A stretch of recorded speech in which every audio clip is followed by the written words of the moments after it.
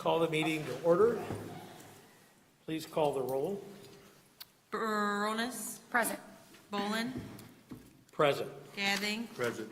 Lopez. Present. Verret. Present. Williams. Yancey Smith. Present. 7 present. We have a quorum. Would you please stand and join me in the Pledge of Allegiance?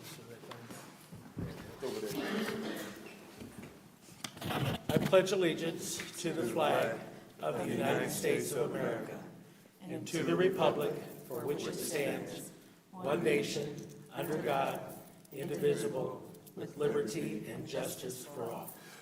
Thank you.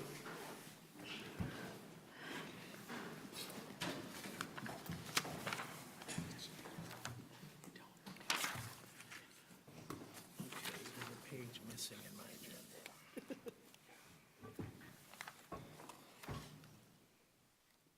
I don't have the good news section. Okay, moving right into the superintendent's report.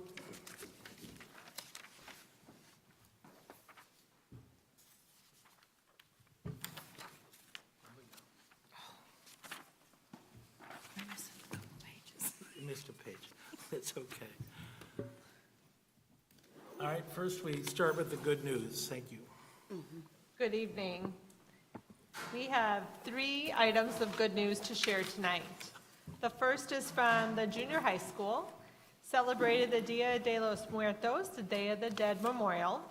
Students at the junior high involved in ESL instruction created their own Dia de los Muertos, Day of the Dead presentations and artwork based on their Hispanic culture and their way of celebrating loved ones. This was an inclusive event that culminated in a celebration organized by the junior high staff. And there's a nice picture that you can see in the document online for our good news. Our second item of good news was a book donation at LCC. They would like to thank Erica Ritzma, a teacher at Herscher Intermediate School, for her donation of books to LCC. And the third item of good news is from Edison and LCC, who received an Enchanted backpack donation. They were one of 2 schools out of 50 total across Illinois that were selected by the Enchanted backpack program. The donations included supplies of clothes and other supplies and accessories for the students here at Edison as well as at LCC. So thank you and congratulations to those 2 schools chosen out of 50, 2 of the 50 across the state of Illinois. That is our good news for this evening. Thank you very much, Dr. Gilbert. And then moving right into your report. Thank you. Good evening, President Bolin, Superintendent Lands, board members, staff, visitors here at Edison, and viewers online. This evening, Dr. Gonzalez, who is unable to be with us this evening but helped put our presentation together, and I will share with you information walking you through our 25-26 state report card. Our goal is to interpret the data through the lens of continuous improvement, identifying where our instructional priorities are taking hold and where some additional supports may be needed. This overview connects our academic progress, student well-being, and equity, all remaining at the forefront of our work. So to begin with our report card overview, this is the indicator and weights within each of the school report card.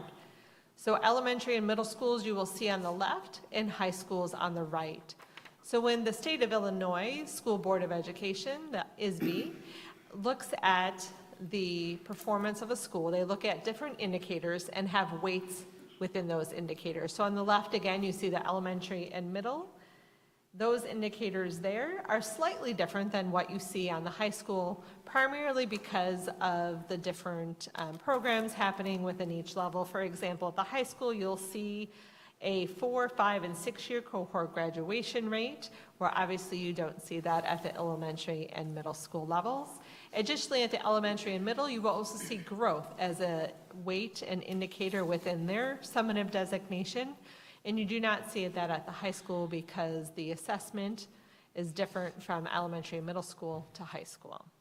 So these will be a frame of reference for you this evening as we continue through the presentation.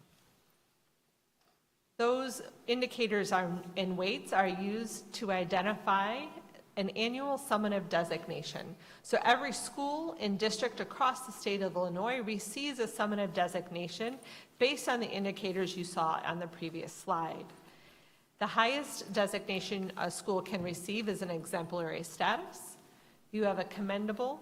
Targeted support is when you look at specific student subgroups that are the lowest 5% performing schools across the state. A subgroup is defined as a group of 20, at least 20 students.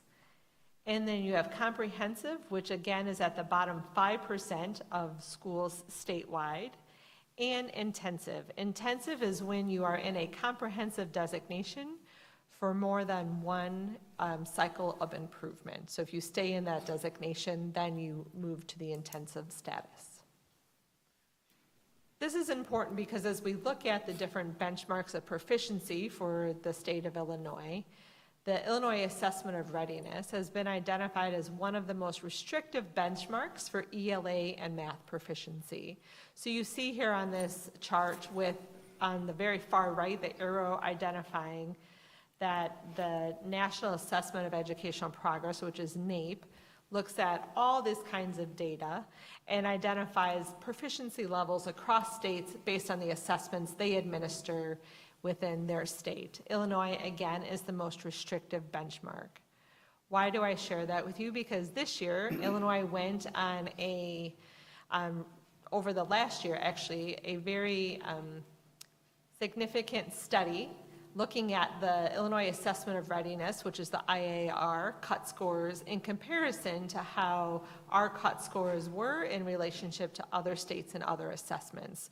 So here in this chart, you see that as a result of their research, their focus groups, they conducted many focus groups throughout the state of Illinois, did surveys and other qualitative and quantitative analysis to identify new cut scores regarding proficiency on our Illinois Assessment of Readiness.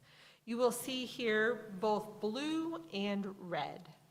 Where you see the blue, that score that had previously been at an above level, so I'm going to look at the top right corner, above proficiency. 810 was the former score, so in third grade you had a score in at least an 810 to be considered above proficient on that assessment in ELA. The new cut score is now 780. So they felt by doing this study and looking at this cut scores in both ELA as well as math, that creating those new cut scores will then allow our students to be more ready for college and career readiness and have a better representation of their performance as it relates to proficiency on the Illinois Assessment of Readiness.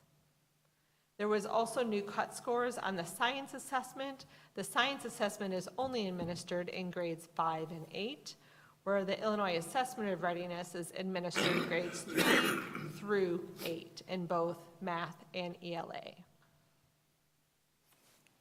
They also looked at, in Illinois, our high school assessment, and that is the ACT this year. And so they looked at grades 9, 10, and 11, with the pre-ACT assessment administered in grades 9 and 10. And if you're at the high school, that will be administered tomorrow. So all high school students get a good night's rest and be ready for your pre-ACT assessment and the grade 11 assessment. And here you will see the different cut scores of proficiency as identified by the ACT for our students in Illinois. Some key definitions as we think about proficiency. Within the cut scores, they identified 4 new ways to look at what proficient is. Previously, there were 5. So now, if you are below proficient or approaching proficient, that would be not proficient. And then if you are proficient or above proficient, that would be identified as proficient. This is important as we look at our data here shortly. That is how the colors and how we'll be looking at the data, whether it is at the proficiency level or not. So again, the goal of looking at all the cut scores was that alignment with college and career expectations. Here, there are 3 goals that the state of Illinois has identified. The changes within the proficiency benchmarks are more aligned to getting our students into college and their level of proficiency within the different courses. So here you see both ELA and math. What that cut score allows them to get into that basic English composition score at the score of an 18, earn scholarships, and that score of 23, that above proficiency, really looks at potential exemption from writing placement tests, such as what Loyola University does for ELA. And then you see very similar in math. We also looked at, not we, I apologize, the Illinois State Board of Education looked at, again, those proficiency cut scores as it relates to the ability of a student to be able to pass a college course. So if they received a certain score, for example, in English language arts, if they received a cut score of an 18, they have a 14% probability of scoring an A B is a 43%, and a C is 71%, receiving that grade in that course in college. So they are trying to, again, relate the correlation between that proficiency level on the assessment and their ability to be able to be successful in a college course, as also succeed in the workplace. So knowing that the scores in the 17 through 19 range are allowing our students to earn that silver college career readiness certificate, indicating that that gives them the essential skills to pursue those college or career expectations they may have. So what does all this mean in short? The new cut scores, according to Illinois State Board of Education, allow a truer picture of student performance. So here you see in the dark blue what the previous proficiency levels were, and the lighter, more royal color blue, the levels of proficiency. So as we think about our proficiency scores, we do want to celebrate the increased scores. However, we do so with caution. As you can see here, what was 41% proficient in ELA would now be, with the new cut scores, a 53% proficiency rate. So what does this mean for Kankakee's story of academic progress? Here's a quick snapshot about our data. So as we look at our ELA proficiency on all levels of ELA, as well as math, you see the total percentage of proficiency in ELA and math, and our high school graduation rate as represented in the most recent published Illinois School Report Card, which came out at the end of October. You recall I talked a little bit about the summative designations previously. As a district, we now have 3 commendable schools, 2 targeted, 3 comprehensive, and 1 intensive school. You can see on the right each school and their annual summative designation. That is now, and I would like to put it in context. As you know, we've had only 1 commendable school, we had 2 intensive schools, and this year, although their designation has changed, they still remain within the school improvement status. And so in the far right column, you'll see the implementation year for each school. So as you think of Edison was intensive, remains an intensive, and they are in implementation year 1, meaning that they will have a 3-year cycle to move through the intensive status. And we know with Principal Kuster's leadership and the hard work of the teachers here at Edison, we are confident that that designation will shift for the next 3-year cycle for this school. So here you see Kankakee High School is now commendable. However, in the school improvement status, they are still targeted. The additional new commendable school this year is Steuben, and they are in still year 1 of the comprehensive cycle. So they are showing growth as it relates to our new cut scores and other indicators of success in their buildings, but they still have work to do to show that growth and progress over time. Here is again another snapshot. So as we think about our students and their learning, we look at it in 2 different ways, both with proficiency and growth. I think it's very important to look at it in both ways, as obviously the state does as well.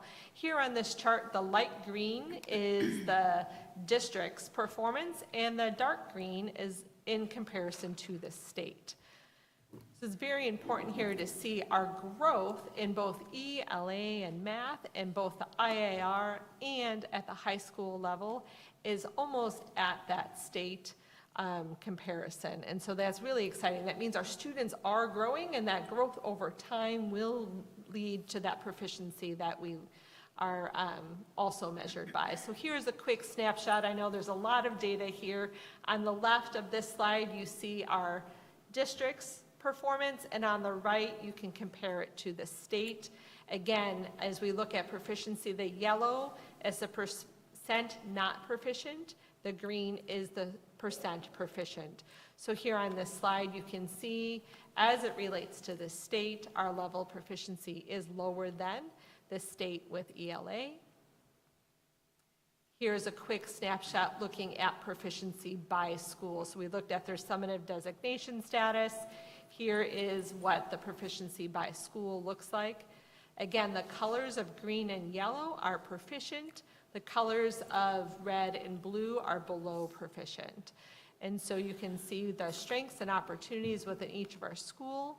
That is why we have our continuous school improvement plans and a lot of the other efforts, such as our academic priorities that we're leaning into to bolster the level of proficiency within ELA, and the same will be true for math.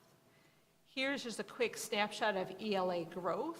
On the left, you see growth in grades 3 through 8. On the right, you see growth at the high school level. Here you can see our bars are a lot closer than they were at that proficiency level. So again, our students are growing, and in fact, in 8th grade, our growth exceeded that of the state in ELA. Here's how we can look at the data proficiency by subgroups. So again, this is 3 different charts, with on the left us looking at our students overall within our students with disabilities and English learners, and on the right, the 2 charts are students with disabilities and English learners at the high school level. And so you can see again, as it relates to our overall and by grade, we still have some continued growth opportunities with the level of proficiency even within our subgroups. However, growth on the ELA side at both grades 3 through 8 and high school, again, is similar to our students not within a subgroup as we look at that data, and that growth is advancing over time, and we are excited of the growth that we're seeing within the assessment of the Illinois Assessment of Readiness and ACT as well. Shifting here to proficiency in math, this is more of an area of opportunity for us, and so we have some additional work that we are working on this year with different consultants pushing in, doing some job-embedded coaching with our teachers, which we know and have some indicators that will lead to higher math proficiency overall. Here again is the math proficiency by school. Again, the green and yellow are above proficient, or the proficient above, and the red and blue are below proficient. So we have some additional opportunity to continue to dive deeper into math proficiency. Here is math growth. Again, look at the growth on the left. The light green, again, is our district. The dark green is the state. Here you can see where we're almost neck and neck as we look at math growth, specifically in grades 6, 7, and 8. That our students are growing at the same rate as other students across the state of Illinois. In here, we have math proficiency by subgroup. We do have some data that the Illinois State Report Card has redacted at this time, so we can't get as granular yet at the proficiency level, but our internal data allows us to dig deeper into that. Here is our math growth by subgroup. Again, you can see our students with disabilities and English learners. The top graphs are the IAR assessment. The bottom graphs are the high school assessment. So our students, again, are growing within math. That was just a lot of information, but I'm really hoping that that quick snapshot gave you an indication of our students' assessment of their proficiency and their growth. We know we have some work to do. We're very excited about that. The work, our early release Wednesday PD sessions, our academic priorities, all affirm that this work regarding teacher clarity, reading across content areas, student talk and discussion, working in collaboration with our directors, Dr. Clody and Dr. Brecky, as we look at our subgroups, really very focused and intentional, and I'm very excited to be sitting here next year sharing a report of additional growth in both proficiency and growth within ELA and math. Are there any questions this evening? That's a lot of information. Board members, any questions that you want to ask at this point? I do. So you mentioned, because of course, you know, the numbers, we see growth, but they're still kind of alarming, talking about the support and the push-in. How often do you guys follow up with, will you get reports on the test scores or growth within the buildings? Sure. So we have our Illinois Assessment of Readiness and ACT are annual, right? So they're almost our autopsy results. We get them once a year, and if we only waited until then, we'd be in a place of hurt, right? But we have our STAR assessment, and at the early childhood level, we have our DRDP assessments. Those are administered 3 times a year at a benchmark. And then we have progress monitoring, that there are certain rules that we have in place regarding students' proficiency on that STAR assessment and the frequency of that. So the building principals have access to that data on a regular basis. We just started at the K-6 level, thanks to the leadership of Crystal Clifton, our instructional coaches, having data days, meeting individually with teachers, looking at their data as it relates to the STAR and their common formative assessment. And we're shifting that soon to continue something similar at the high school level. So we're having active conversations as the data arises. Our building principals are part of those conversations and are making the shifts. That in addition to the classroom walkthroughs and principals looking at that data and us supporting those conversations. Additionally, we have either monthly or quarterly meetings with the State Board of Education as a result of our summative designation status. Part of those meetings also is a data review conversation. Okay, thank you. You're doing instructional rounds now, Yes, thank you. and are those, I know those don't dwell on assessment results, they dwell on the practice of what's happening in the classroom, right? Yes. With the idea that as the practices improve, the assessment results will improve also. That and the connection to their school improvement plans. So there is a area of focus, a problem of practice, and we refer to it as. Each building has identified as a result of the data review for their building with their school improvement teams. Part of the instructional rounds then is to lean into that problem of practice, as well as the strengths and opportunities that we observe in the classroom. At the end of each instructional round, a building has a lot of new information, but they have some very actionable steps. So we go through a root cause analysis of that data at the end of the day.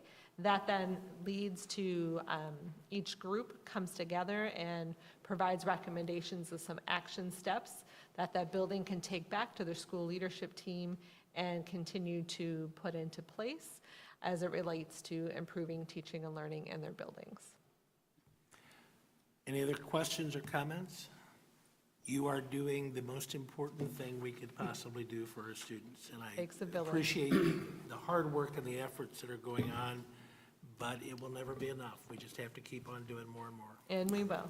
Thank you. Thank you. Thank you, Dr. Gilbert. Okay, Mr. Neal?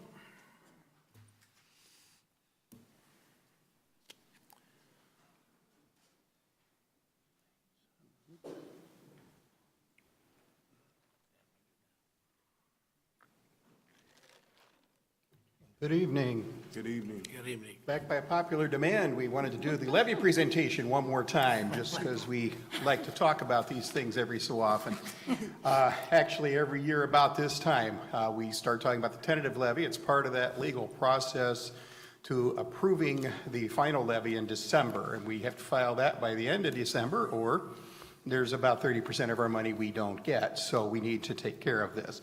So in order to talk about it, I just wanted to go through a couple things up front, just by way of reminder to people who might be watching.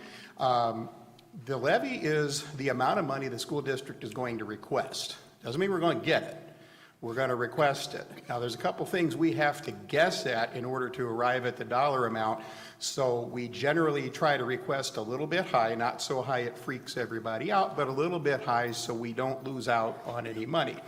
But once the county gets a hold of it and the final numbers for our EAV and for the new property come in, they will determine our actual extension, which is the amount that we get. And if we've guessed properly and a little cushion in there, we should get the amount we're supposed to get in property taxes. It should be about CPI above what we got last year. The county clerk then is going to compute the tax rate by taking that extension amount and dividing that by the equalized assessed value. That will be multiplied. That will determine a tax rate, which then in turn is multiplied against property value. So just a real brief rundown of how property taxes work. The assessor determines the value of the property. The school district passes the property tax levy, and so do other units. This is just, all we're talking about tonight is the school district portion of the levy. We aren't talking about the city or the county or any of the other portions. The county clerk will determine the property tax rates, and then the treasurer will issue the bills, collect the money, and give it out to the taxing units. We're always a year behind. So we're finishing up right now the FY25, which was the 2024 tax levies. So now we're going to start 26, payable 25. So we're always operating a year in the past. One other factor that affects us here in Kankakee County is we're under the Property Tax Extension Limitation Law, or PTEL, which means that we cannot increase our extension by more than 5% or CPI, whichever is less. And there's only been a couple years since its inception that CPI has been above 5%. So generally speaking, it's less. It does not include new construction or referenda. We don't have any referenda out there right now, but there is new construction this year. It also is not in the operating tax cap. Does not include debt service or fire safety. So that's just kind of the rundown of property tax caps. So speaking of that, you can see the history of the Consumer Price Index. This is from the Bureau of Labor Statistics, and we always go by January to January. So January 24 to January 25 was 2.9. So that's our levy for FY 2025. Our assessed valuation, as you can see, continues to trend upward. What effect that tends to have is that it brings our tax rates down. Unfortunately, not the tax bills, but the tax rates themselves tend to trend downward. So as you see over time, they trend somewhat downward, and this year is forecast to do the same thing. So lots of numbers on this one, but basically this is a worksheet that shows the actual levy itself. And at the top there you have the various funds that make up the levy. And the primary ones we tend to be levying in are education, operations and maintenance, transportation, and tort. And the other ones, there's for working cash and IRMF and Social Security, we do have levies into those, but that's a little bit less volatile than some of the others. Our transportation costs have gone up, so we have increased that transportation levy. Our maintenance costs have gone up, so we've increased the operations and maintenance levy. That has had to decrease the education fund levy, but we will use more of our evidence-based funding to make up that difference, so it will not impact our ed fund in the long run. So as you can see, we will be bringing up our levy by about 4.7%, that's the levy request. That's above 2.9. But as I said, we have to factor in new property, the possibility that the EAV may not be completely correct, even though we have a really good guess. And we want to make sure we grab all the funds that are available to us. So that is essentially our levy. The amount we're requesting, including bond and interest or debt service, is $24,477,547, which is, it is an increase of about, like I said, 4.7% over last year. Comparing last year's to this year's, again, just all of the funds in the first column was what we actually got in our extension for 24. What we're requesting is the second column in 25, and then the difference. So you can see that obviously we took some out of the ed fund request to add to some of the other funds so we can better ensure we're meeting our obligations there. Otherwise, everything, as you can see, it's an increase in the levy request of about 1.1 million. We will not probably get that. It will most likely be less than that. The effect on the tax bills, again, it will, there's two caveats here. One, this is the school district portion only, so please don't misunderstand here. And then the second caveat is we're probably going to have a lower extension than the levy request, so these numbers might come down a little bit more. So I put up four different values: $150,000, $200,000, $250,000, and $300,000 home, and you can see that the increase would be anywhere from $82 to $164, depending on the value of the home.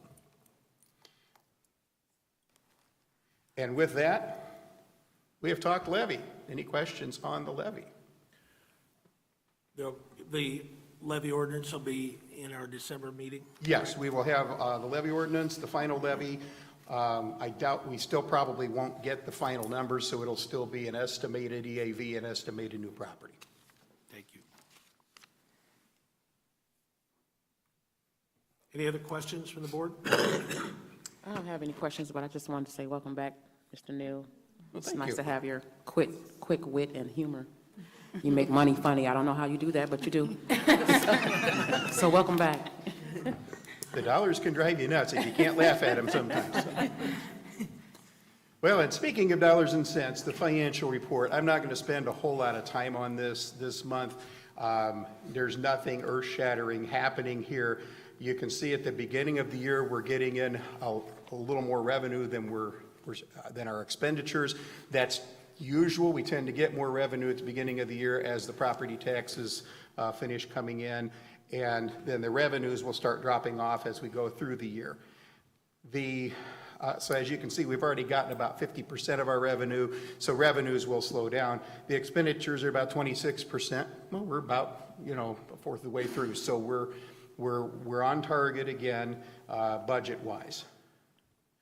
And then versus last year, really basically our year-to-date revenues are a little higher than they were last year, but again, I think that comes down to just the receipts of the money. There's nothing new in revenues that we were expecting. And the cash flow is still following the same pattern it has always followed, and we still have money in the bank, so that's a good thing. And then if you really want to study the numbers, I have provided them for you, and they're in the packet. But essentially, you can see the total of funds and the fund balances as we go through. Any questions on the financial report? Any questions? All right, keep on moving. I'm going to keep on moving. Well, actually, on this part, I was asked to present a little bit on this, and I wasn't really sure what you wanted to hear, but there was one piece on this vendor that we got some questions on, or at least I did. I'm not sure how many. Did you get some questions too? Or okay. But it was basically, why are you going out for a vendor to do this instead of doing it in-house? Oh, that question, Yeah. yeah. And really, there's some reasons up here, but the real reason is there's some expertise required in this. It's a lot like, why don't we write our own legal documents? Well, yeah, could we? Yes, but we're likely to get something wrong somewhere, and somebody will exploit that loophole, and then we have a problem on our hands. And so we don't want to do that. We want to make sure it's done properly. This one has a lot of moving parts. potentially redrawing boundaries, potentially making changes to structure of the district and so forth, what those things, they would just require a lot of facts and a lot of information to be put together in short order using information that's not readily available to us. So I just wanted to briefly just give that reason as why we're spending the money to get someone to do this study, because in order to make the decisions we have to make going forward and the recommendations for you to act upon and to deliberate with, we want to make sure we have the correct data, the right data, and the most effective data for us. So that's the long and short of it. I didn't know if there was anything else or if there were other questions regarding it. Otherwise, the information about the particular vendor that was selected in the process is in the board docs. Okay. The only thing I will share is that this was a comprehensive vetting process. So we had Mr. Draper, who's over there, Director of Maintenance. He served on that panel, the Director of Transportation, Bill Tudor, Ronnie Wilcox from Athletics. We also had Principal West serve on that panel, as well as Joya Crosley. So those individuals helped to vet the proposals that came through. You see the rubric and the scoring process. We have 4 companies, or was it 3 companies that submitted? And we interviewed 2 of those companies. And the winning bid is in your proposal, in your board packet. Okay. Any questions? Okay, so that was really my only agenda item was the approval of the contract. And before we get to the last item here, just on a personal note, and I think Ms. Barrett kind of started this a little early, but I wanted to just say thank you to everybody for all the kindness and support and empathy that was shown to my family and to me over the past, well, year plus, but especially in the last couple of months as our family went through our hardships, and it was gratefully accepted and appreciated. And I can't tell you how nice it was to know that I didn't have to worry about this place, you know, because I knew it was in good hands for one, and I knew for another that you understood why I wasn't here. So thank you very much for that. Thank you. So with that said, we did have our YEP program audit, and like any good teacher, I kept the test results till the end of the class so people would pay attention to me. And I'm going to pass these out. We have Mark Corey and Christina Solomon from Wipfli, who were part of the team conducting the audit, and they were going to go through some results here, and I can move slides when you tell me to, but I'm going to pass these out first. Okay, go ahead. We'll wait till he passes that out to get started, but thank you, Mr. Chairman, board members, superintendent. Thank you. Nice to meet people in person.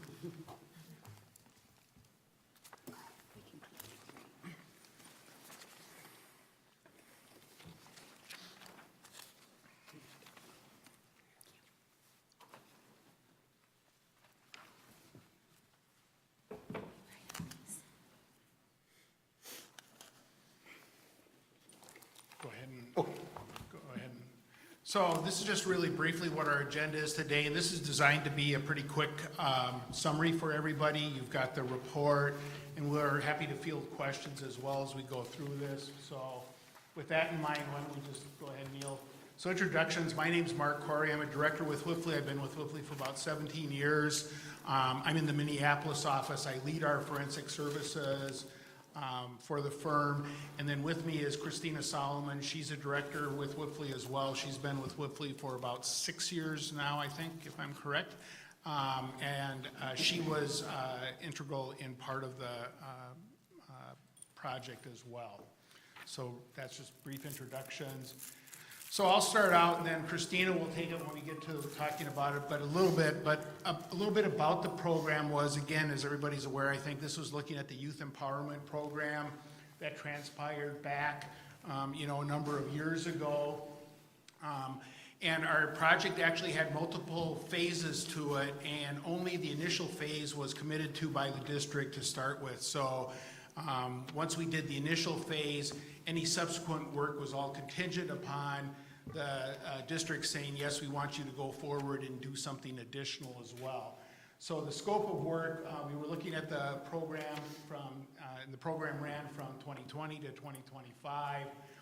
The scope of work initially was to identify the expenses that had been paid for the YEP program. So there was a concern at the outset, just to back up for everybody's benefit, the YEP program was a grant-funded program. There was a grant that was applied for and was obtained for it. And there was a concern about the expenses that had been incurred related to the services of the YEP program. So the initial phase of work was to look at the expenses that had actually been incurred using your financial information within the system. And then there was, it was known at that point in time that the grant amount was a certain amount, and that the amount that had been submitted for reimbursement was significantly less than that. So the question was, what had the actual expenses been that had been incurred? How did that compare to the submissions and the reimbursement that had already been obtained? And what, if anything, could be submitted and obtained? Because at the point in time where we got involved, that grant had already closed. And so this was, that was a question that got to be a little bit sticky because of the type of grant that it was. The money had been remitted back or was subject to the appellate court control. And so part of our work in looking at that was to determine what still could be submitted, helping get those submissions put together, get it submitted in a way that hopefully it would then be reimbursed. And so that was kind of that first phase of the work. And then beyond that, there was a question about the actual expenses that had been incurred. What did that, had they been incurred, for the program? What were the processes around them? And so that was some of the subsequent work that was involved as well. And again, our work relied upon the financial information that the district had maintained. And so we were working with that existing data to identify it, pull it out, go through it throughout the various phases of our work. Any questions about that? So with that, I'll let Christina walk through some of our additional work. So really, when it comes down to the information that we analyzed, we first got an understanding of what was involved with the grant. We reviewed the grant submissions and kind of came up with that difference between what that delta that Mark alluded to before is what was the grant award versus what was already submitted for. And then moving into the most recent phase of work, we were comparing what does the documentation look like for the expenses that were incurred and posted to the general ledger activity related to the YEP grant. So we had access to the Skyward system. We were able to obtain from the Skyward system, the accounting system, any and all documentation that had been scanned as support for the expense that was incurred. Overall, within the accounts that we looked at related to the grant, there were 3,482 different transactions. And so in each and every one of those, we did or we attempted to review whatever supporting documentation existed on them. It's kind of an overview of the analyzed. And now the key findings that we have is that as it relates to kind of that initial phase of work, as Mark said, there were expenditures that had been submitted that hadn't been reimbursed yet. And so we had identified initially those $984,000 and change of expenses still available to be reclaimed despite the grant and reporting deadlines being passed. And we know that the team and Kaneki had gone through a process to see if what could be reimbursed at that point. As it relates to the analysis that we did regarding the documentation of the individual expenses that hadn't been incurred, we noted that there were widespread documentation gaps. And what I mean by that is that oftentimes what was being scanned and recorded as support for the information largely was not real robust. There might have been a ledger that said, here are the expenses, but it wouldn't give the itemized detail, or it might have an email saying there was something that was approved and paid, but it wouldn't be the underlying invoice or the receipt to support it. So in general, out of the 3,482 transactions that we reviewed, we noted some level of deficiency on almost 98% of those. We noted that the KSD policies and procedures listed in the policies manual are broad. They don't really speak to, here's how you dot I's and cross T's. So we noted that. So the manual, while perfectly acceptable to say that the school district expects things to be documented, it doesn't necessarily provide the context of the detail of what that means. So that might be an open area of discussion and disagreement about what you consider acceptable.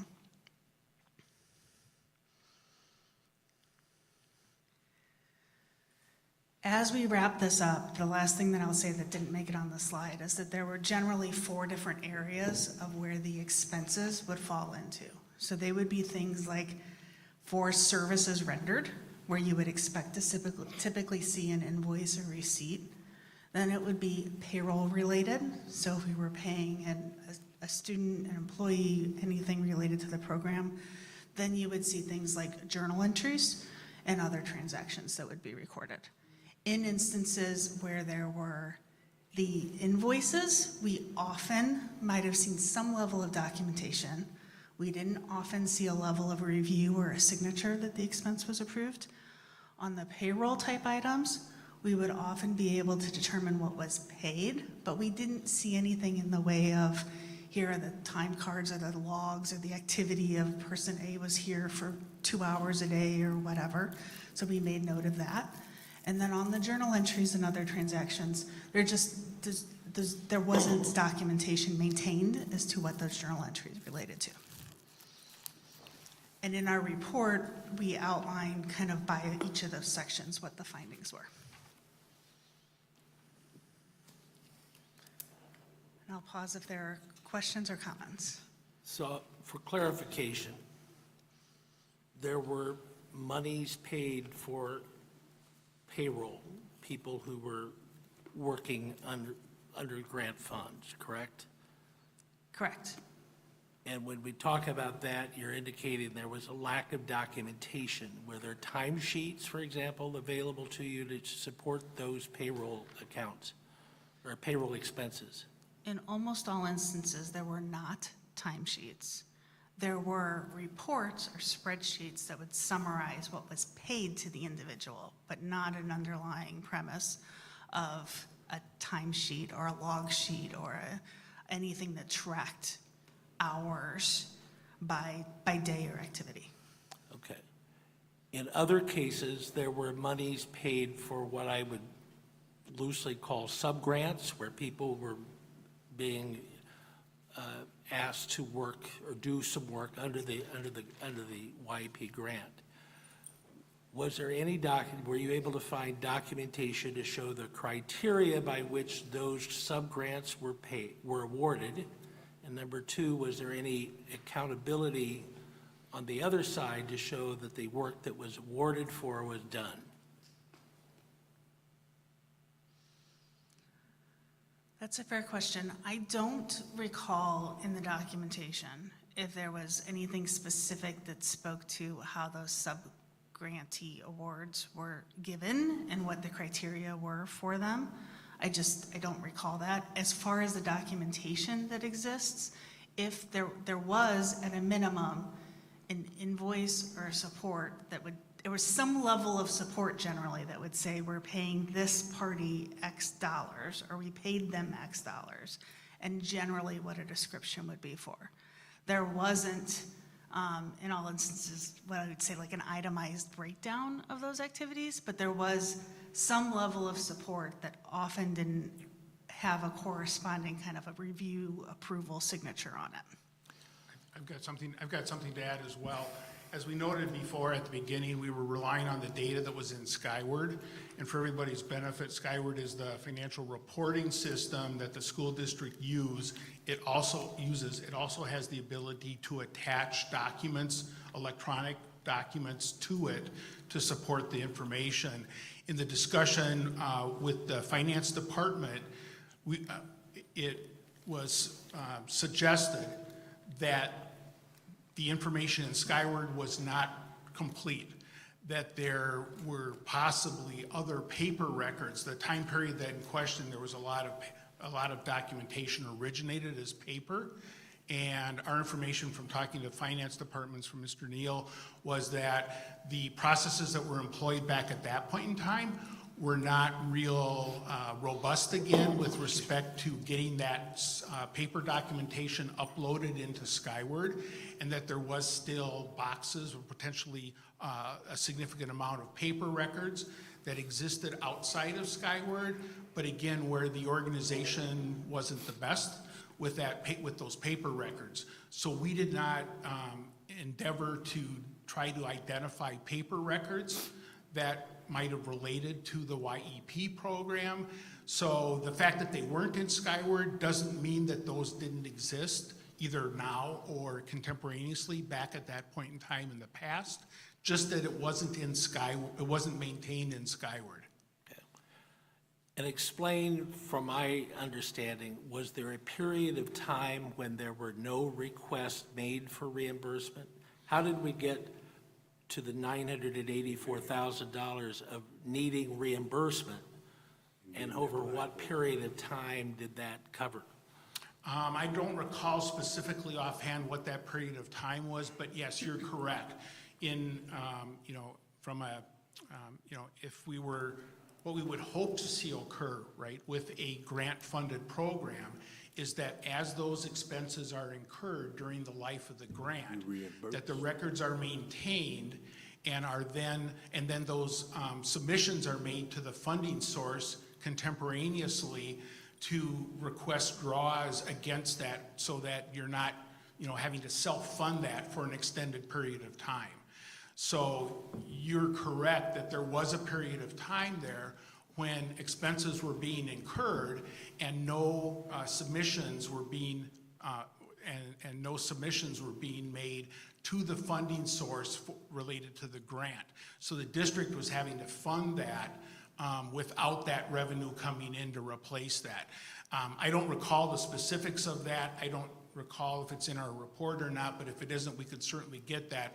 But again, that happened years ago in the past. That wasn't something that was going on, at this point in time or relatively close to this point in time now. Were there requirements from in your review of the grant documents? First of all, did you have the grant, what were you provided in terms of the grant documents? So that was part of that initial phase of work, was we had to identify the grants to figure out just what the grants were that you had applied for and were awarded. We also then had to identify and locate the submissions that had been made so that we could figure out if there was a delta, what that delta was between what had been awarded, what you had requested reimbursement for, and then we had to look at the documentation that was supporting the actual expenditures that had been allocated to the YEP so that we could figure out, here's what the grant award was, here's what the submissions were to date, and then there was some additional expenses that had not been included in the submissions, and how did that fit into that delta? And ultimately, that's where we got to the $984,000 and change that was yet to be, that could still be applied for, even though the grant had ended and terminated.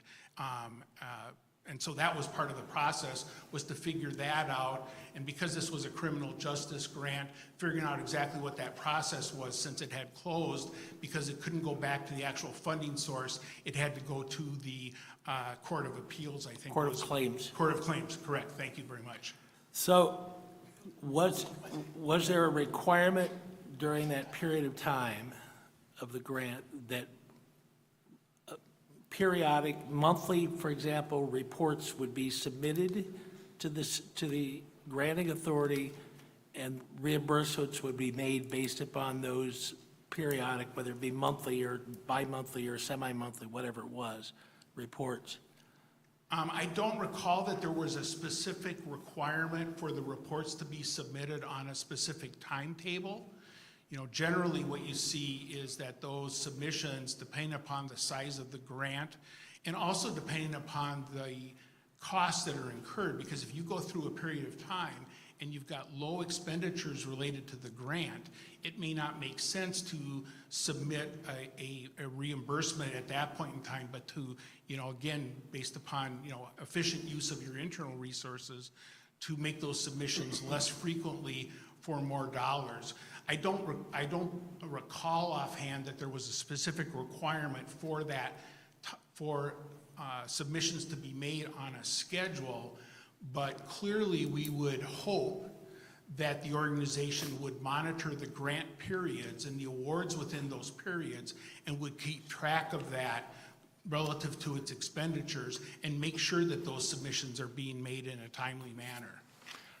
One of my concerns is that there was information provided to us at some point that there had been no submissions made by the state from January of 23 through June of 24.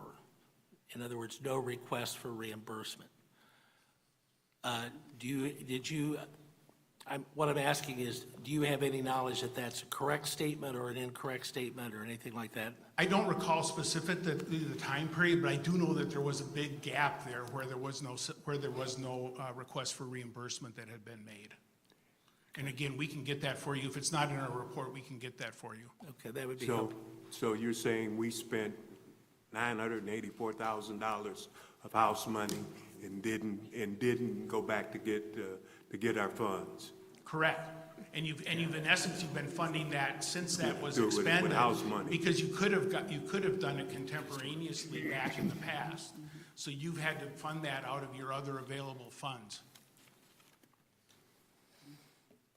I've asked a lot of questions, and don't mean to hog the microphone here. Any other board member? Yes, I have a question. Yeah, go ahead, Ms. Ferret. So first, the question I want to pose is that there were statements, there were, I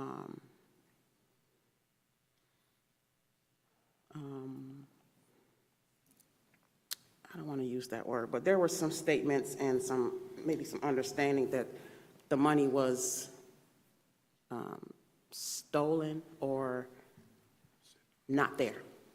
So in your findings, did you find anything that notated that the money that was used was not used for grant purposes? So the issue is that the documentation wasn't as robust as we would have liked to have seen or we would have hoped to have been maintained. So again, understanding that the money was spent, and the evidence, again, when we looked at the financial records, the cash that went out and what had been charged against the YEP program, because the finance department tracks the expenditures by different programs. So we could see what had been charged to the YEP program, that it actually went out the door. When we looked at the supporting documentation, then that gets back to the quality of documentation that Christina had mentioned before. So, for instance, do we know what days individuals worked that they received compensation for? In a lot of cases, no. And we don't necessarily, because we don't have those time cards, we don't have contemporaneous, somebody contemporaneously signing off that, that Mark worked on Thursday,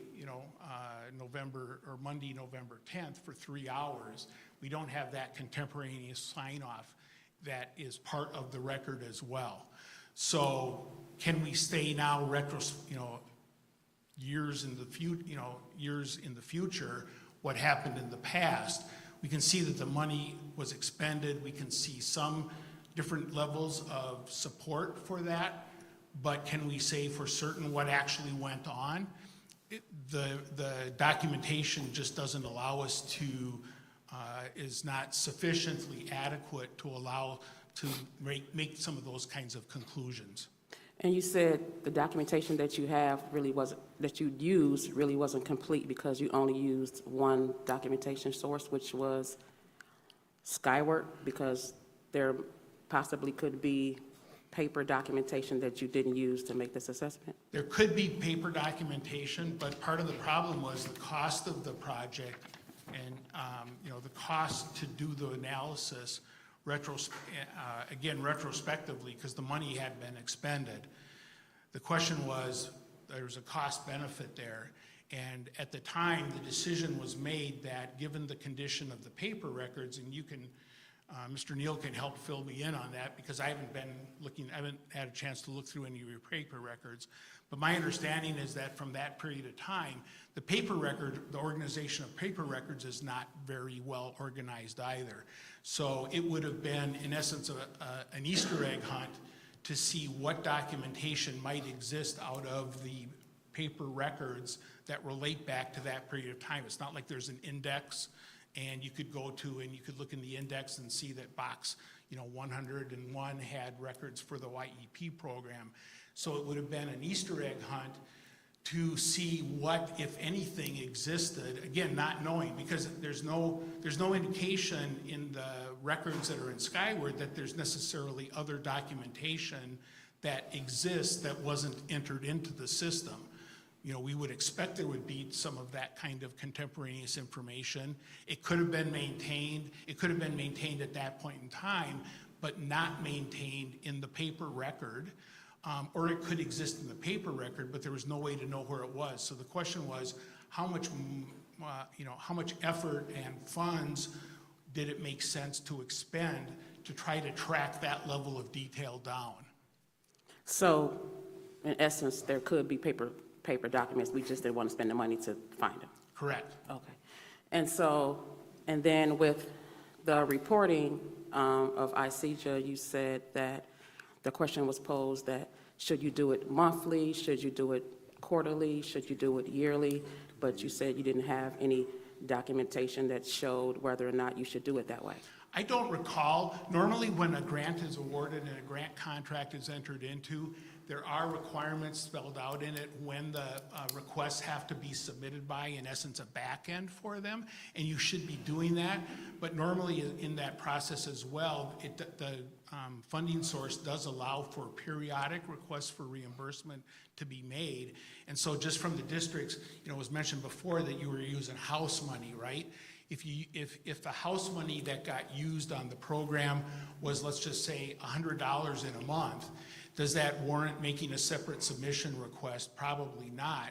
But if you get to another month where the house money is $50,000, does that then get to a point where it makes sense, given the total size of the grant and everything, does that then make sense to do a submission when you get to some sort of a threshold like that? And I think that's the balancing act that should have been going on, or that we would expect to see going on. Depending upon the run rate of a particular program, it's not unusual to see monthly submissions so that you're not using a significant amount of house money, because generally speaking, you don't have a lot of house money, just laying around to use.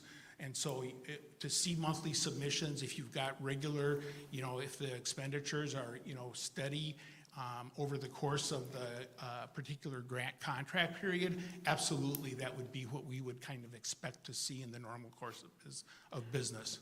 So I just want to say that I am very familiar with ICEJA grants. Actually, I deal with them quite a bit.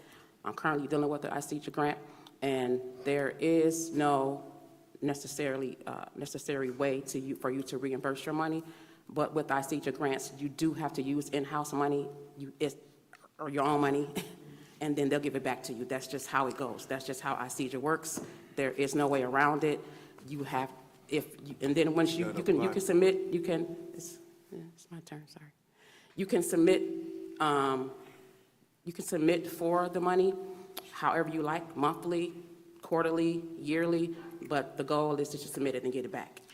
And so I guess my statement and my question is that there really was, in your finding, there really was no information in the ICEJA grant that said you have to submit it monthly, quarterly, or however. The goal, the only submission that just by your understanding, is that you just need to submit it to get the money back. Correct. Well, Okay. it's a reimbursement-based grant, as you Absolutely. mentioned, so it's Absolutely. not like you can submit it prospectively and say, we're going to spend $100,000, Yep. or we plan on spending $100,000 in the upcoming month. Yep. Give it to us now. They don't work like that. No. You have to spend your house money, Yep. then you seek reimbursement, but the goal would be that you haven't floated $1 million of house money for multiple years. Mm-hmm. And that's, in essence, that's what happened here, was that you floated that money for an extended period of time Still when you wouldn't have floating. had to. Still floating it because we haven't been reimbursed yet. But we haven't applied for it, so that's. Yes, we have applied No. No, you have not. Well, in terms of, hold So on we- just a minute. So we're not gonna Hey, sit there hold and say we on, one did at when a we time, didn't. please. This is a very It's gone serious through our issue. sheets. One at a time. Okay? Mr. Williams, did you have something you wanted to add? No, I just wanted to say, the 900 and blah, blah, blah dollars. Does, in your findings, you know who's supposed to submit that money to us, or where did it go? So the request for Because- reimbursement went to the Court of Claims. My understanding is that's Yeah. already been submitted. Yes, that was submitted sometime earlier this year. And we have actually gotten the judgment and the stipulation. And the stipulation was actually for a higher amount than we submitted. Not than we submitted, but a higher amount than they had given. They're awarding us about 1.1 million. And we should hopefully have that sometime this summer, but we have to wait for legislative appropriation and then for the comptroller to distribute it. There has to be a special appropriation Right. by the legislature before So, we can get it. well, but it's not a fair assumption to say that, we're using house money and we didn't apply for it. When we did apply for it and we're getting. You We don't- did you not don't apply wait for 2 it years. during the time No, of no, the I'm grant. talking about now, We because did- we went through, hold on. We went through a change of administration in the middle of all this. So that was the delay in requesting the funding. No, that wasn't, We didn't. the delay was caused because no reimbursement requests were made prior to the end of the grant. And you recall, we walked in, and that was at junior high, when we talked about the fact that we were paying people out of house funds that were supposedly YEP employees. The issue, we can't relive it, we can't change it, we can't change what's been done, but what they're telling us is that $984,000 of education fund or building fund or whatever fund money was used and was not reimbursed by ICEJA. We have to go to the Court of Claims because it was past the grant end. And we submitted it on a regular interim basis.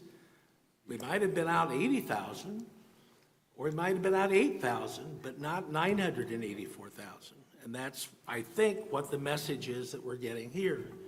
We didn't submit it on time, and we didn't get it. So now we have to go through a whole different process Well, that's delayed it by over a year and a half. Well, I don't mean to interrupt you, but didn't we get us some paperwork saying that we did try to submit it, and then also, hold on, let me talk, you talked. That we tried to submit it, and then also, there was something going on with the state, and that's why I got sent over to the Court of Claims. No, it wasn't the state's fault. It was our fault. That's what I keep saying. We didn't submit it. It was not submitted. Again, the state informed us there was no submission between January of '23 and June of '24. And during that period of time is when we accrued the $984,000 or $48,000. Nobody asked for the money. There were no records submitted.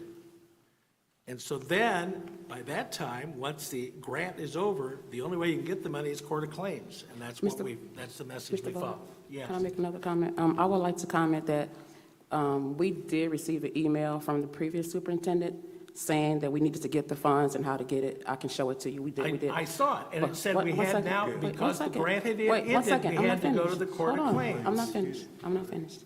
And then also, with ICEJA, the only way they will give you money again, plus money, is if you did right by the grant the first time.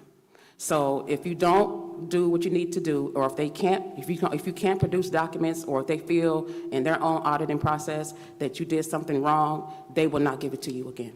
And we didn't And get it so- again. And so. We did not get the renewal of and the grant in come on, Mr. Bone, July you got- 1st. Mr. Bone, you gotta be fair and let me talk, okay? I'm happy to let you talk, Okay, but I want to make it clear. but listen, you can't make a statement and say one person at a time, and then when someone talks, then you talk. You can't do that. That's not fair, okay? So, and so we did receive an email about submission prior to that time, prior to the superintendent leaving. We received an email about how to obtain the money for the grant. And so, for argument's sake, the only thing I really want to be clear about this grant, because there's a lot of detailed stuff and a lot of things that people might not know, but the one thing that was said or misunderstood was that the money was stolen. That the money was stolen, that it was given to other people, that it was all kinds of things. And just now, listening to the audit today, we did not hear that the money was stolen, or that it was given to someone else, or that it was pocketed by anybody else. I don't know who ever said that. I never said it, nor did I ever hear any member of the board say that. That's not the point. The point is, this grant is what we're hearing was at least managed without documentation. But we That's all can't say we're- that because there was paper documentation that wasn't inputted Well, if you at the want- time by their own submission. Sure, okay. So that's not a fair statement to say. I think that is a fair statement. If That's they're what- telling Hey, us there's hey, paper hey, hey. documents One person at a We're gonna time. stop. that One was person at a not time. submitted, Any other, that's do you there, have, then do you you have can't say questions? that. Let's ask questions and then let's proceed on. Any other questions? I just need a clarification, because I know, just one clarification, just because the comment Mr. Bullen is making, and with Ms. Verrett and Mr. Williams referring to the email. So I just want to clarify, the email from our previous superintendent did state, this is the directions that you need to do to reclaim the money. Correct. That is what was said in the email, right? However, at that point, it was already in the Court of Claims, correct? Or we had to go through the Court of Claims, correct? Right. And the reason we had to go through the Court of Claims was because it was not requested in the appropriate amount of time, correct? Correct. That is- Okay, that's the only clarification I needed. Thank you. Thank Yeah. you. Okay. Yeah, let me just add, as you can see, there's a lot of strong feelings about all of this.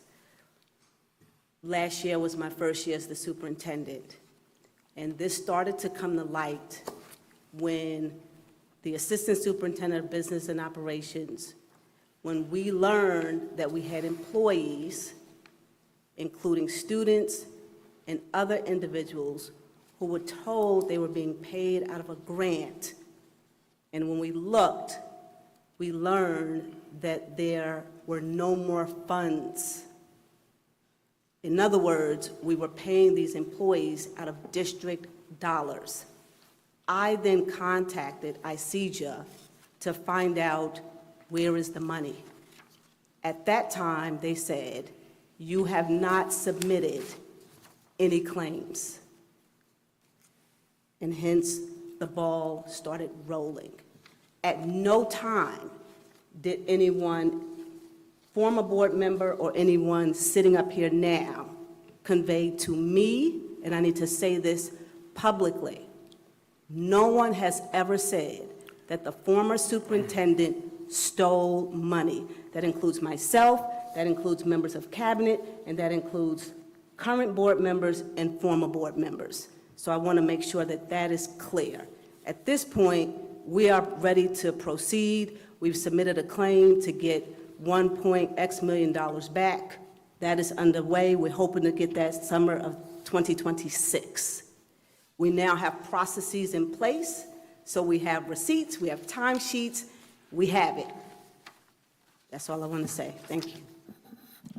And going forward, it will be my strong request that any grants we receive be subject to audit on an annual basis, as was requested regarding this grant, but not done.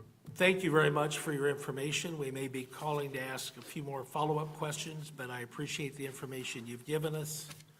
Hopefully, we as a district will have learned something from this process and from the information you found. Mr. Boland, if I Yes. may add, there's been a question of it taking more than a year. And actually, if you could let everybody know when you guys actually started the forensic audit for the YEP, when did it start? So I think our engagement letter was signed, gosh, I've got it in my briefcase. I think it was signed in January or February of this year. That's when we started, and as I mentioned, there was a phased approach. Only phase one was definitely going to be performed, and any subsequent phases of work were going to be determined after each initial phase. You know, it's kind of do this phase, see what we learn, then a decision will get made about additional services, if any, and that was that step process that was going to be followed in that. So that was the process that we were followed, and that's why the initial scope was to figure out, you know, what was submitted under the grants, what was expended, was there some additional funding that could be sought, then getting that documentation assembled. I think we, you know, helped pull the documentation together on the expenditures that could still be submitted, get that submitted as well. And then the question was, where to go next, and did it make sense? You know, there's been discussion here, right, about paper records and paper boxes and things. And so there was a whole discussion about, you know, does it make sense to do that from a cost perspective?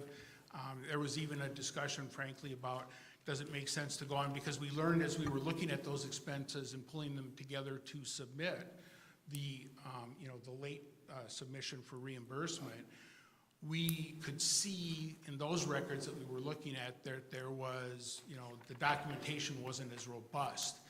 And so the question was, did it make sense to go in and look at all the expenditures that had been made, you know, under that program for, you know, during the life of it. And so that discussion was made, and then once that decision was made to proceed down that path, then initially I think the plan was to have the finance team pull a lot of those documents together to be able to keep the investment down from the school's perspective. But the district didn't have the bandwidth, so ultimately they granted us access to Skyward so that we could then go in and do that rather than relying on district personnel to do that. So that was part of the process of why it took that long, because it wasn't envisioned as being a four phases of work to start with. It was one phase, and then there might be additional phases depending upon what was learned at each one of those preceding phases. Okay, thank you. I have one more question. So you're saying the first time that you knew we needed to do a forensic audit was January of this year? Well, I think that's the date. Lyle, do you recall the date that the engagement letter was at? We initially, I want to say the initial engagement letter was in September of '24. Was it in September? And then we did have subsequent engagement letters for, and there might have been one in January for the next phase, but we started the process in September of '24. And actually, I think in January was when we were starting to make the filing with Court of Claims. So it had been going on for a couple months at that point. Yeah. And then I have one more question. So you're saying that you asked for whether or not you should continue the audit with the paper documentations because it wasn't well kept, because the understanding that I received was that you didn't think it was necessary because it wasn't really going to change your findings. So I think there's a couple of considerations that went into play. Number one, there wasn't we had heard, the reports were that there were paper records, but nobody knew for sure what were in the paper records. So we knew that we knew the documentation in Skyward, and again, Skyward should have been the book of record, but we didn't see the type of records that we would have expected to be maintained. It was reported that there were paper records from that period of time, but nobody knew for certain, even if they were there, if there were records related to the YEP program. And to the extent there were paper records from that period of time, they weren't well organized. So again, it wasn't like we knew that we could, go and do a targeted, look in this box or look in these 3 boxes, and you'll see what's there or not. And we didn't, and there was no guarantee that those paper records even existed. So the decision, I think, that went into that was, did it make sense to expend a significant amount of resources looking for something that didn't necessarily even exist? Or do we just rely on the records that were in Skyward, which again should have been the book of record, use those and go forward from there? And ultimately, I think that was, my personal opinion is, that was the right decision to make, because it takes looking through box. I've been out on projects where we've had lots of records. We've had teams of people out on those. Those can take a lot of time, and they expend a significant amount of resources. And when you don't even know if the paper records actually exist, and you're just kind of doing it on the, on the come, that you're hoping they exist, that's generally not, I just being a good steward of your resources, that's not something that I would personally recommend. And I do think, it's not like we're talking about that we know that there's boxes of documents that exist somewhere. So the fact that it's not like we can say there are these 7 boxes and we didn't do anything with them. Those boxes don't exist that way. It was a matter of, do we go through all the paper in all of the offices to see if there's anything else that could relate that isn't in Skyward? Or do we trust that Skyward is the most accurate and complete and relevant document of record? Okay, thank you very much. We will take this up in either policy or finance and see what needs to be done from our end. Thank you very much. Thank you. Thank you. Okay, Dr. Henderson, I think we're to you.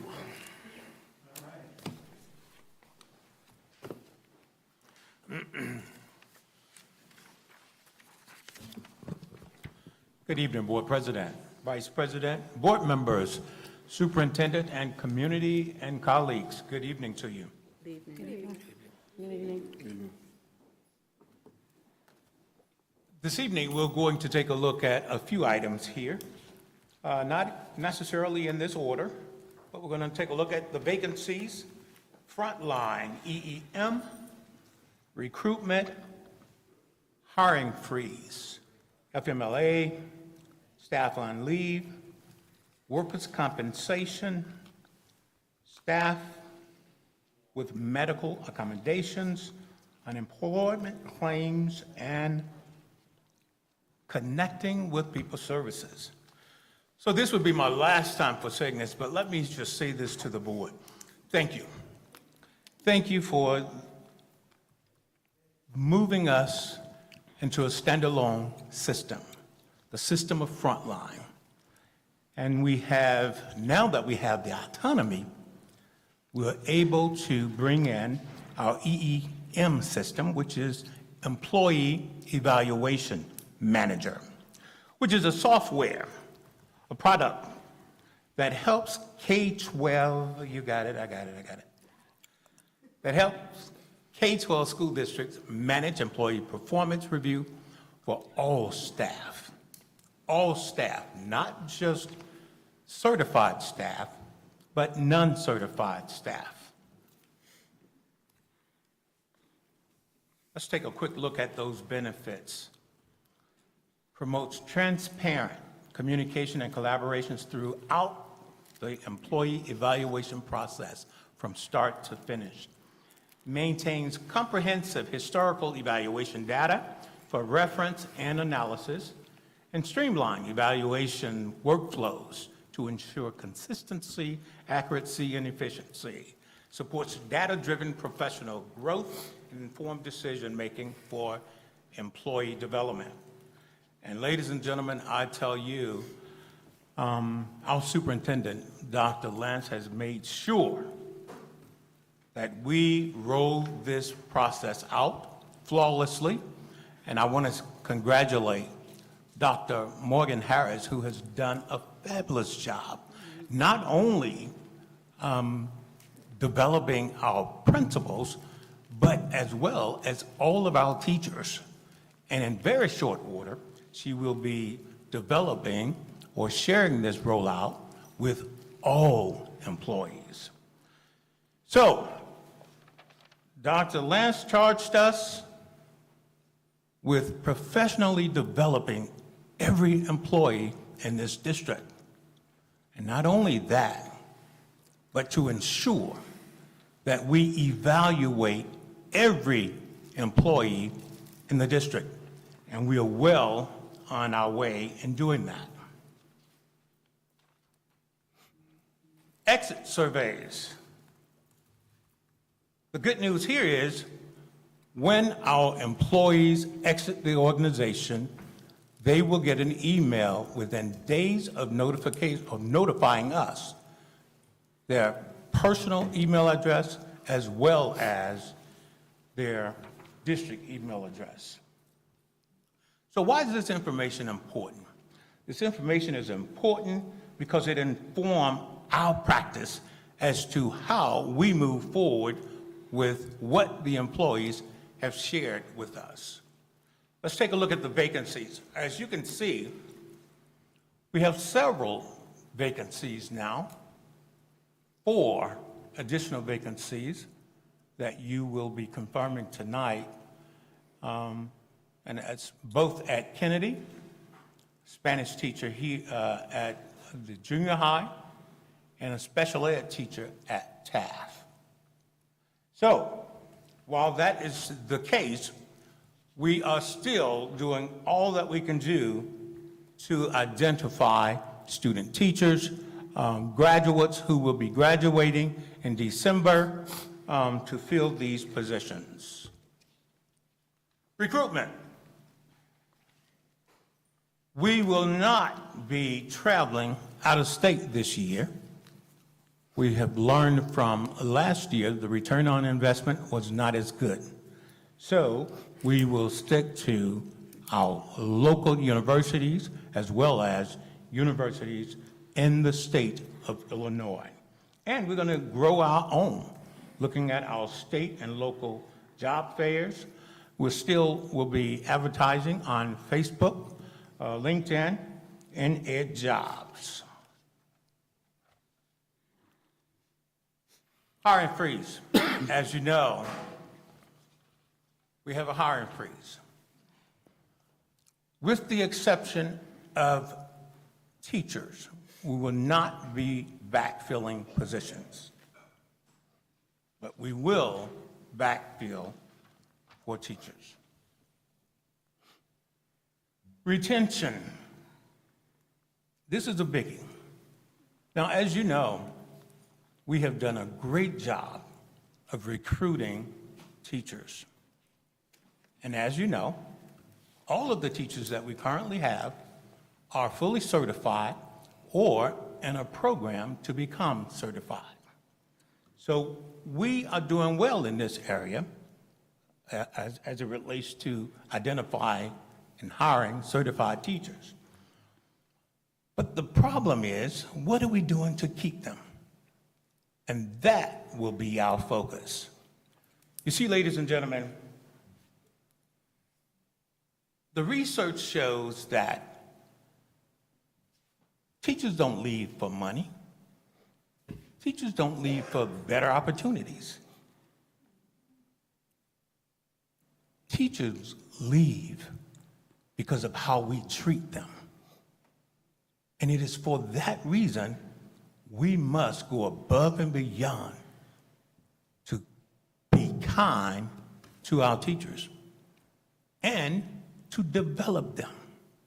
That's what they want. They will go across state for a year or two but they want to come back home. And this is home.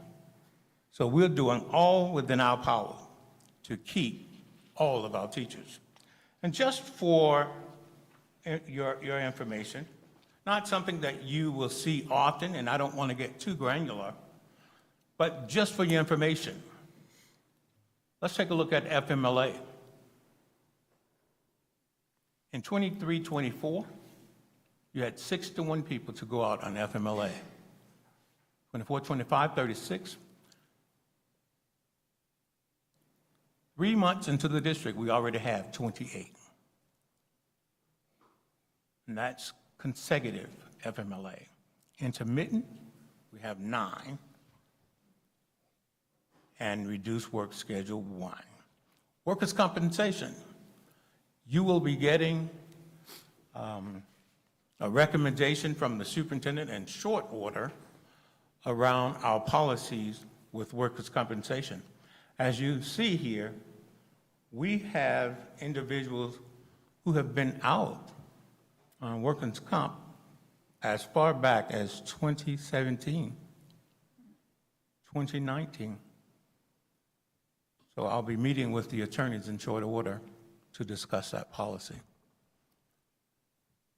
Workers' comp, those that are still in the schools working with accommodations, and that you have about 11 there. Those are the funds to date. Workers' comp losses. 23-24, 100,000. 24-25, 181.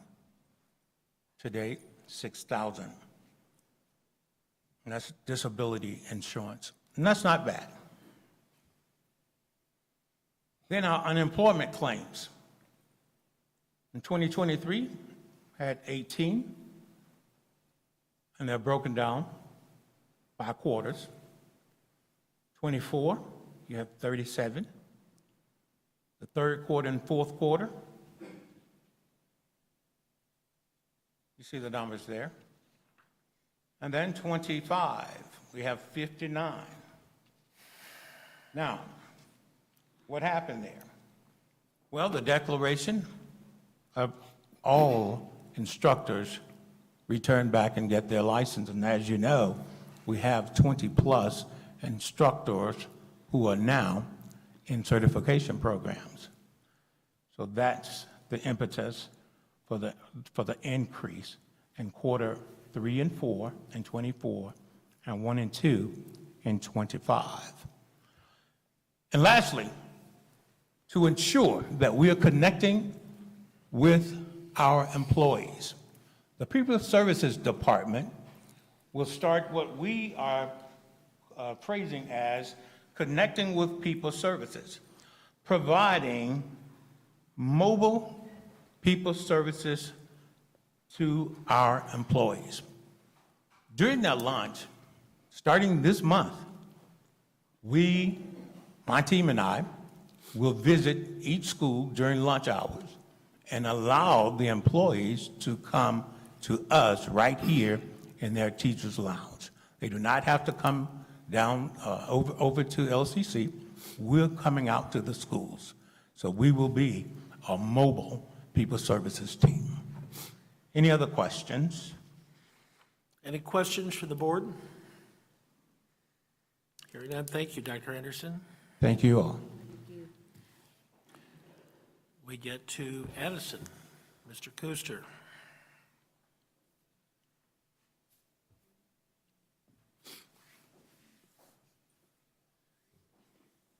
Good evening. Good evening. Hello to the board. Welcome to Edison. Thank you for coming. Our theme this year is set the tone. So set the tone for learning, set the tone for your classroom, set the tone in everything that we do. We are the proud home of 187 students, kindergarten through third grade, and we have the engineering magnet for kindergarten through third. Here's a list of our staff, and we do have a couple with us tonight. We have Ms. Frances Noble, and we have Ms. Jan Gathing. And I know we have several watching online, so we appreciate you bearing with us. And Guys, make sure you remember, I'm both representing Ms. Oh, okay. I told her she didn't have to come, but she doesn't listen to me, so it's fine.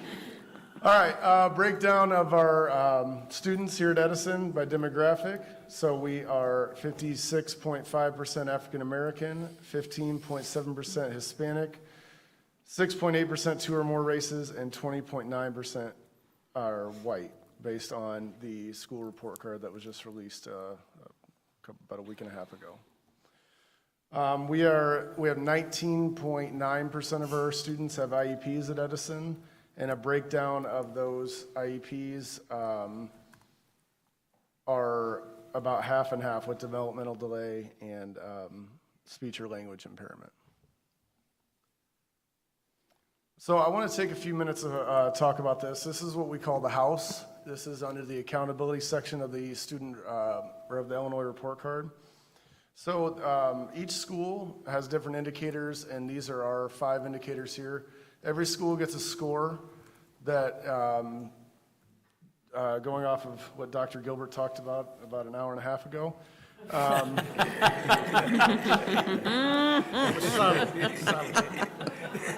Cal, we just talked about this. We just talked about it. Well, oh, yeah, that's right. I'm sorry. So we each get a score that rates us in one of 5 categories. We are, here at Edison, we are a score of 21.83, which is intensive. I want to focus on a couple things here. So the 2 boxes on the left, ELA and math proficiency, those are the tests we take here at Edison. So in March, we'll take the IAR test, and then that score is 8.65% of ELA and 8.65% is math that makes up our score. The other part that we have control over here at Edison is our chronic absenteeism, and I'm going to talk more about that in a moment.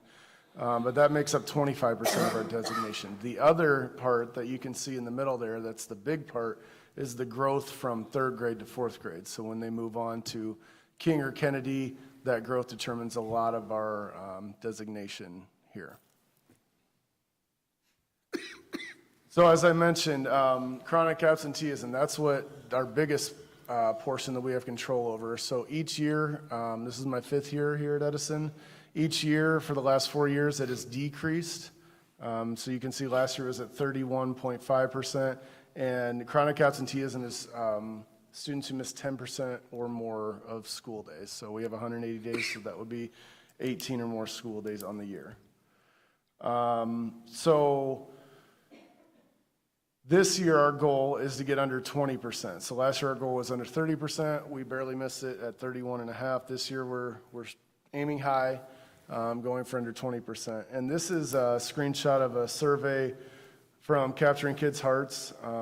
So really trying to set that culture of getting students to want to come to school and, community involvement, parents wanting to send their kids to school, because obviously at this age, that's the biggest factor. But this was, I greet my students or staff members with a smile and positive tone as they enter the classroom or the school each day.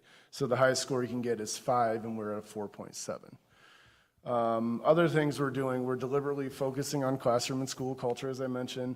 We've made a lot of calls, sent a lot of letters, set up a lot of meetings for students who miss 2 days, 3 days, or 5 days. And I think the biggest thing has been just communicating the attendance policy set by the Illinois State Board of Education, that all absences count as absences, and at 7 absences, then they are referred to truancy, and at 10 absences, they are considered truant by the state of Illinois. And that is something that we haven't communicated very well, but we have this year, and we've seen a huge bump in our attendance over the last month. And then also another thing we'll do in January and then again in May is students who have 95% or better attendance get to attend a celebration, and they get to bring an adult with them, because like I said, that's who gets them here at this age. So far this year, we're at 23% chronic absenteeism, and that's based on the 56 school days. So that's 5.6 absences or less, so not based on the whole school year. So we're getting close to our goal of 20%. That has dropped from 31% in September, so we are making progress.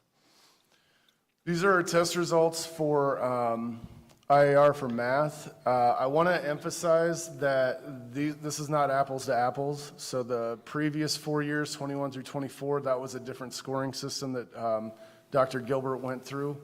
So I kind of tried to match them up just for, the aesthetic look, but like I said, they're not apples to apples. They did lower that bar a little bit, which helped us get to almost 12% meeting in math. And as you can see, that is by far the highest that we've had, but again, it's not exactly apples to apples. And then in our ELA, same thing, last 4 years, and then this year we had 9.2% meet, and then we had 1 student exceed. And as you can see, that's much higher than we've done in the last 4 years. So the beginning of the year, STAR data for ELA, so this is for the whole school. That's been something that's been great the last few years. We've had kindergarten through 3rd all take the same assessment. Well, not the same assessment, but at their grade level. So as a whole school, we were 60 of our students were at or above grade level for STAR ELA, and we'll take that assessment again at the start of next month. And then for math, again, at or above grade level, we had 63 of our students. So the first goal was our attendance goal for our school improvement plan based on our house data. Our other 2 goals were very similar. They were to achieve a minimum growth rate of 0.2 or higher based on the STAR assessment and measured by ECRIS. So that was for math and ELA. So 0.0 is 1 year of growth, so we want to bump that up to 0.2 to accelerate our students. So we're doing targeted interventions in the classroom, small groups in the classroom and by our interventionists. We've been with the same curriculum for a few years now, CKLA and Eureka. We have a lot of discussions focused around data with our teachers and staff, intentional instruction, and professional development here at the building and district-wide. Couple pictures to wrap up here. So every Tuesday, we do Tie Tuesday. Won't be able to do that tomorrow because we'll be off, but wear your tie still, send me a picture. Last spring, and every spring, we have a daddy-daughter dance, and shout out to Miss Noble for heading that up. But this year, we only decorated the gym once, so we did, one night was daddy-daughter dance, and then the next night was the mother-son dance. So a lot of great turnout for that. And then every Monday morning, Mrs. Khan, our music teacher, heads up our student government. So the students come in and discuss things that they're seeing, things that they want to see, and then they have to go back to their class and give a report. And then also, as Dr. Gilbert mentioned in the good news, last Tuesday, we had Enchanted Backpack come over and deliver a lot of supplies. That room you guys had closed session in was full until about noon today. Thank you, Mr. Rick. But we had a lot of stuff. The kids were great. They really brought the energy. And then the best part was that the football team came and helped us unload, so we didn't have to unload all that stuff. So that was great to have them involved and have them here. Any questions? Just real quick, Yes. thank you again for the presentation and all of your work. Student government, they do that on Monday mornings? Yes. What time? That is 9 o'clock. Let me double check and I'll get back to you on that. Great, thank you. Okay. Anybody else have questions? Yeah, I was going to say, as far as your reading, how was that coming? As far as our, Reading scores, reading curriculum? yes, so yeah, that, based on years past, that's about where we usually start. So I'm confident as we take the winter benchmark that we will see an improvement with those scores as well. And as far as chronic absenteeism, have you guys trying to target why at such a young age you have your absenteeism is so high? Yeah, yes, it's been, every case-by-case basis is different, but it's just been a lot of communication and, like I said, building that culture of getting students to want to come to school and just having conversations and showing that we care because we do and we want them here. Do you think it's a student issue or a parent issue? Because of the grade level. Like I said, the grade each one level, is- It's kind of hard at the grade level. Yeah, like I said, each one is- young telling me they don't want to go to school. parent, don't send them. Well, I understand that, but, you know. Well, like I said, it's all a case-by-case basis, and, you know, we do what we can. If there's a area that we can help families with, then we help them out and or get them here, get a different bus route or whatever, you know, like I said, each one is different, and we just take it one at a time. Okay. Thank you, Mr. Kuster. Thank you. Appreciate your work. Thank you for being patient for an hour and a half. Okay, nobody has signed up for public comments, so we'll go on to the consent agenda. Oh, Snipes here today. The consent agenda includes approval of the board minutes, approval of the regular bills, approval of payroll, approval to accept certain donations, approval of the Head Start Council information, approval of overnight trip request, approval of resignation and retirements, approval of appointment for extra duty assignments, approval of internal appointments, approval of leaves of absence, approval of salary adjustment, and approval of a termination. Are there any items on the consent agenda that any board member would like removed from the consent agenda? Are there any questions, discussion, or debate regarding any of the items on the consent agenda? Yes. Yes, ma'am. Number 8, extra duty assignments. Yes. So, one of the extra duty assignments is kind of substantial hold on, I think I'm on the wrong one, I'm sorry. Head track coach. The head track coach, Right. we're paying them $16,000 a stipend Yes. with assistance? Yes. That's what's there, and that's actually I think that's set by contract in terms of who gets stipends and the amount of the stipends. So, He said of the whole track program for the district. So, I did submit some information about our stipends, and I have been abstaining the last few meetings for our stipends because, yeah, we need to do a better assessment of our stipends, what we're paying people to do, how much we're paying them to do. In my opinion, just from my natural eye assessment, there appears to be sexism in the stipends. You pay a female, you pay a coach for a female team significantly less than you do for a male team. So I can't continue to agree to these stipends. Okay. Certainly, that's one of the items that will have to be discussed in negotiations going forward. Any other comments, questions, or debate? Hearing none, do I have a motion to approve the consent agenda as stated? So moved. Motion by Mr. Gathing. Is there a second? Second. Second by Ms. Baronis. Is there any further discussion, debate, or questions? Hearing none, please call the roll. Baronis, Yes. Gathing, Yes.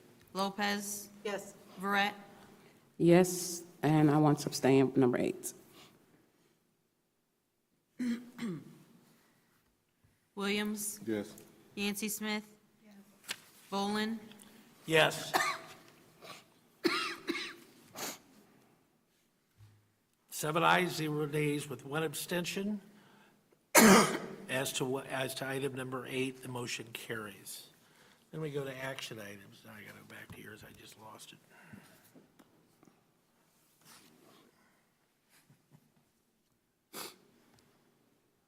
Calendar, school Okay. calendar. First item is the school calendar for 25-26. This has been negotiated with the union, is that correct? Or been approved by the union? Yeah, we just needed to remove 2 days from the end of the school calendar. Okay. Is there a motion to approve the school calendar? So moved. You said, what did we do? We removed what? I'm sorry. the revised 25-26 school calendar. Oh, We okay. removed the last 2 2 days of days, the okay, school yeah. year. Motion by Mr. Gathing, is there a second? Second. Second by Ms. Baronis. Any further discussion, questions, or debate? Hearing none, please call the roll. Gathing, Yes. Lopez, Yes. Verret, Yes. Williams, Yes. Yancy Smith. Baronis. Yes. Bolin. Yes. 7 ayes, 0 nays, motion carries. The next item is the board meeting dates and calendar for the coming school year. No, 25-26, revised 25-26 will change. Revised 25-26, I'm sorry. Thank you for pointing that out. Just the locations. Right. Is there a motion to approve that? So move. Motion by Mr. Gathing, is there a second? Williams. Okay. Second by Ms. Yancy Smith. Any discussion, debates, or questions? Hearing none, please call the roll. Lopez. Yes. Verret. Yes. Williams. Yes. Yancy Smith. Baronis. Yes. Gathing. Yes. Bolin. Yes. 7 ayes, 0 nays, motion carries. The next is the approval of the 26-27 school calendar. Is there a motion to approve? So move. Moved by Mr. Gathing, is there a second? Second. Second by Ms. Baronis. Are there any questions, discussion, or debate? Hearing none, please call the roll. Verret. Yes. Williams. Yes. Yancy Smith. Baronis. Yes. Gathing. Yes.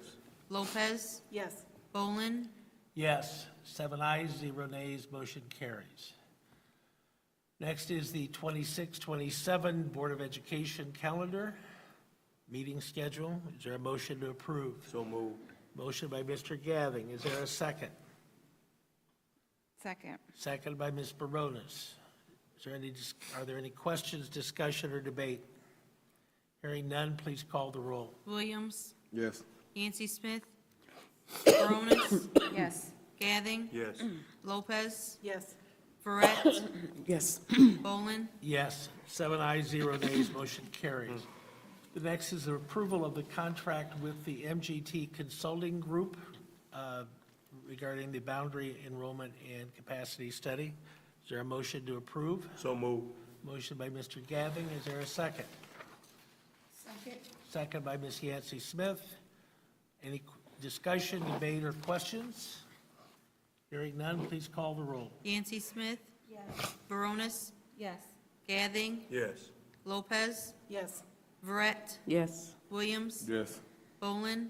Yes, 7 ayes, 0 nays, motion carries. The next is approval of a contract, I can't read it, with Sunbelt Staffing. Right there. That's number No, six. you missed 6. 6, I'm sorry. Need approval of the settlement agreement regarding a lawsuit between Christian Harwell and the school district. So move. Moved by Mr. Gathing, is there a second? Second. Second by Ms. Baronis. Is there are there any questions, discussion, or debate? Hearing none, please call the roll. Baronis. Yes. Gathing. Yes. Lopez. Yes. Verret. Yes. Williams. Yes. Yancy Smith. Yes. Bolin. Yes, 7 ayes, 0 nays, motion carries. The next is a request for approval of the special ed education request for attached contracts with Tara O'Mara to provide services for the 2025-26 school year. Is there a motion to approve? So move. Is there a second? Second. Second by, motion by Mr. Gathing, second by Ms. Baronis. Are there any questions, discussion, or debate? Hearing none, please call the roll. Gathing. Yes. Lopez. Yes. Verret. Yes. Williams. Yes. Yancy Smith. Yes. Baronis. Yes. Bolin. Yes. 7 ayes, 0 nays, motion carries. Okay, yeah. The remainder of the agenda is information, and going forward, there is a board retreat on Saturday, November 15th, coming up. There are also committee meetings, at least a curriculum committee coming up. Please be aware of that and attend if you can. I did want to point out that as a result of your consent agenda, that we have, Camille Rose has become a full-time librarian. Bernice Bradley has become a special ed paraprofessional at Taft. Shakina Hunt is going to be a bus monitor. Nicole Johnson has become a night custodian. Diana Lopez is an office secretary at Steuben. Oh, she's going to the high school. Never mind. His eyes, y'all. It's been a tough Lopez night. is going to the high school? It's a tough night, yes. Andrea Molina is going to Steuben as a secretary. Beatrice Reyes is in the transportation department as administrative specialist. Shirley Neal is to become a special ed paraprofessional at Kankakee High School. Congratulations to those in their new positions. Other than that, is there any other comment for the good of the board, the good of the school district? I just want to thank all the schools that did the trunk or treats for the kids. I was able to get to a couple of them. I know it's a lot of work, but thank you for all the extra work you guys put into that. All the staff that does it, and looks like the families really enjoy it, and I really enjoy the costumes and all the candy, so thank you to everyone for that. Thank you. Is there a motion to adjourn? So moved. Second. Motion by Mr. Gathing, second by Mr. Williams. All in favor? Aye.